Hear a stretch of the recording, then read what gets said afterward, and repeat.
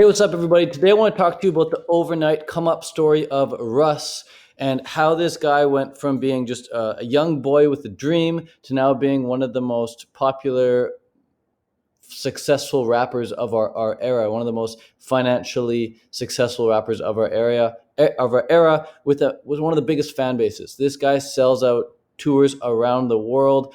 Doesn't matter where he goes, the arenas are always completely sold out, and he does it all without a label. He does this all independently. He doesn't get radio time. He doesn't get TV time. MTV doesn't play him. It's all independent. And he started on SoundCloud, just uploading songs to SoundCloud, uploading songs to YouTube, and just building a massive fan base because of the quality of his music. So I want to talk to you about how he did it, because I think it'll inspire you to go for your dreams when you see what's really required, and how Russ went for his dreams. So let's get right into it. So in 1999, Russ falls in love with rap. Okay, he's 7 years old. He just starts falling in love with rap, listening to Eminem and Dr. Dre and 50 Cent. And from there, he just played around with it for a bit. But in 2006, he started making beats and actually like rapping regularly at age 14 years old. So it took a good 7 years for that love to actually develop into something that he started doing as like a full-time hobby. Okay, so he starts making beats and rapping at age 14, and he even says himself he's not that good. He's just doing it for fun, and he just loves it so much.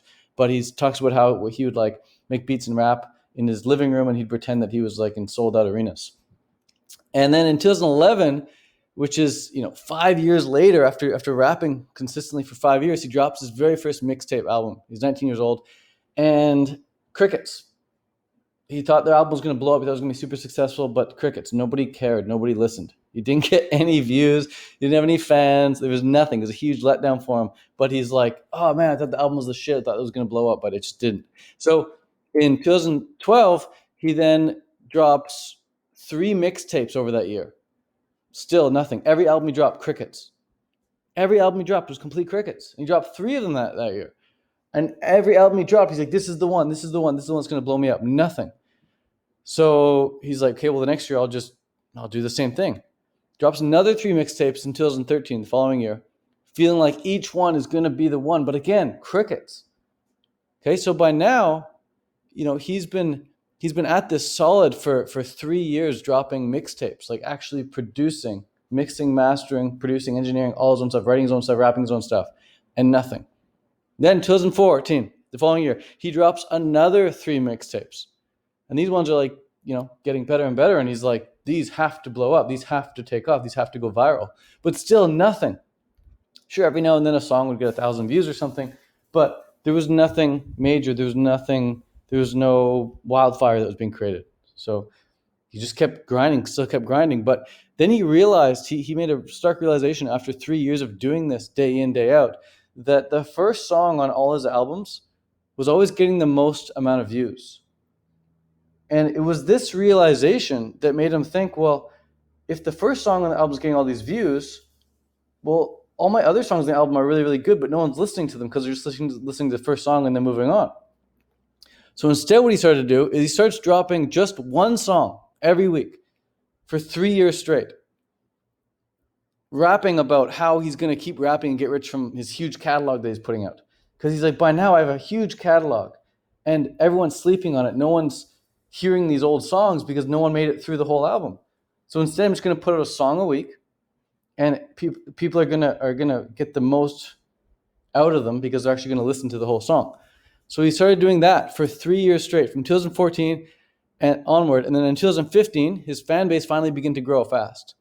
Because as soon as they would hear that one song from him, that single that he put out, they'd find him, they'd scroll down, and they'd fall in love with all the songs he put out from the past.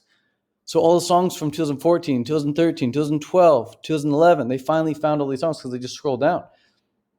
And then in 2016, he starts getting record labels coming to him, but he's turning them down. He's turning them down because he knows what he's really worth, and he's thinking long term. And he has a lot of songs about how record labels will come to him, and his family really needs the money, and he's tempted to take the record label just to get that quick cash, but he knows it's a ripoff because he knows what he's really worth and what he can really do. So he's just playing patient. He's playing the long game. He's putting all this work. He doesn't want to get bent over by these record labels. Now by 2017, he's got this massive fan base because he's been doing this day in, day out. Builds a massive fan base with all his great music over the years. He's getting better at putting out better music too. Then in 2017, he releases his debut album, There's Really a Wolf, and the whole album's about like how he's finally making it, how his dreams are finally coming true, how these doors that were previously locked are now becoming unlocked, and he's making his dreams a reality. And it's called There's Really a Wolf because for all those years, people kept saying, oh, he's just crying wolf, he's just crying wolf, talking about how he's going to become a great rapper. Then in 2017, when he finally has this big fan base, he puts out this album saying, hey, there really is a wolf. I've been telling you all this whole time that I'm really good. And now you're finally catching on. Now, in 2021, he's doing over 20 mil a year. He's got over 60 plaques. He's like his most listened to song of 2020 came from 2016, back when he was, turning down these labels. And if you want to listen to the Come Up playlist that I created, talking like all the songs in that playlist talk about how he's gonna blow up one day and how he's gonna make a pop and how he's finally made it. You can check out that playlist at bit.ly/Russ Come Up. But yeah, this is the come up story of Russ. Hopefully it inspires you to just keep working on your craft and getting better and better every single day, and pay attention to trends, pay attention to what's working and what's not working in your business or in your craft or with your sport.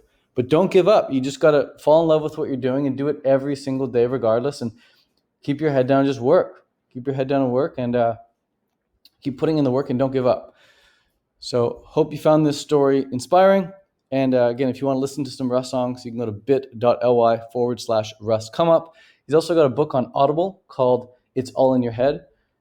And each chapter is a song title. And the purpose of the book, it's a self-development book. It's a self-improvement book that helps you stay focused on your goals and your vision and talks about what it really takes to turn your dreams into reality. So check it out. Hope you like this video. Peace out. Much love. Adios.